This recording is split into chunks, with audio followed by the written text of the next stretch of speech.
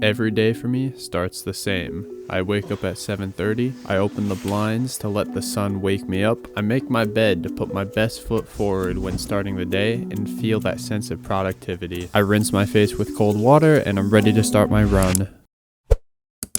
I wish. This is what I actually do for the first hour that I'm awake most days. Do you ever have something that you think about so much that it feels like you can't turn it off in your mind? Well, that's me, except it's with looking at things that I can't afford. So today, you are going to spend a day with me and we're going to see if my obsession is actually that bad. And if it is, what methods can we use to control it or make it better, so I can be the most productive as possible. And if we learn nothing from this video, hopefully by the end, we will at least have gotten a haircut. So let's go. But first, I do actually have to go on a run. I like the idea of going on a run because it helps me get off my phone and get out of bed. It was a nice 55-degree sunny day, so we were doing a nice 3 miles. It was going well until I got distracted by this new forest preserve path, which I thought was pretty cool. Now, usually after my run, I would go to the gym, but I still don't have a gym membership. Because at college, it comes with your tuition, and back at home, my tuition doesn't apply here. So luckily, I have a pool. Let's get swimming.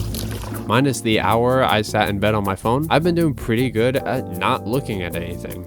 Yet. Hopefully that doesn't become the case. It's like 55 out here, but the pool felt so good. After the run, I was hungry, so I started making lunch. As a kid, I grew up on Kraft mac and cheese, but it was pretty unhealthy. But thanks to the GOAT Raul Kamat, hopefully I'm saying that right, I learned that you can make this mac and cheese fairly healthy, and it's super quick to prepare for a lunch. All you need is cottage cheese, fat-free milk, one of the cheese packets, garlic powder, salt, mustard, and some reduced fat cheddar cheese. Mix it up in a blender, and by the time the sauce is done, your pasta should also be done. I'll leave a link in the description. This all literally takes 10 minutes, unless you're me.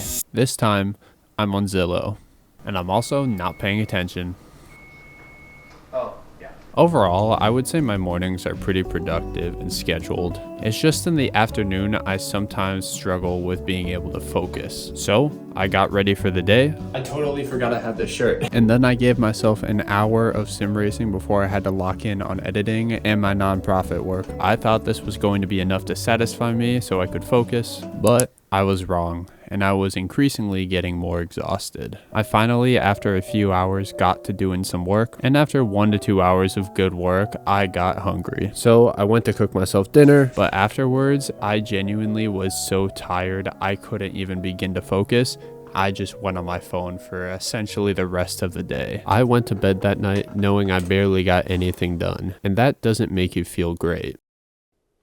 There you go. Now the problem isn't inherently being on your phone. Being on your phone is not bad for you. The problem is when you use this again and again and it keeps repeating. I'm a mechanical engineer minoring in real estate, so of course I love looking at cars and I love looking at houses. Being on my phone doing these things only helps immerse me further into what I want to do with my life. I feel like I see a lot of people on YouTube that try and give advice on how to completely stop using your phone. And in a sense, I get it. You want to be more productive. You want to be more present in life. But also, your phone contains so much information that can only help you learn more when it comes to the things you really care about. So again, it's less about eliminating the distractions and the obsessions and more about controlling it and using it to your advantage. So how am I going to use this ideology to make changes in my day-to-day life that you can see I'm clearly struggling with productivity using my phone? Well, the first step I'm taking is to distract myself with exercise. This is something I normally do since exercise makes me feel happier and also makes me so tired that I don't want to move and I have nothing to do but to focus. And the other thing I started to do was a game changer. All right, check this out. So I got a 15-minute timer right here and I have this video that I'm currently working on right now right here. We hit play. We work for 15 minutes, and once the timer is done, I have 5 minutes to use my phone. This is commonly referred to as the Pomodoro technique, and at first, it's a very popular technique, and I thought it was overhyped, and I was perfectly fine focusing on my own. But when work started to actually get difficult for me, I found that this technique, paired with either going on my phone or playing some Minecraft in between work sessions, helped me be the most productive, and I was still getting in the entertainment value I get when I look at cars or houses. It's pretty awesome. And lastly, you have to sleep and get your water in. I think we accomplished a lot in today's video. Oh crap, I didn't cut my hair.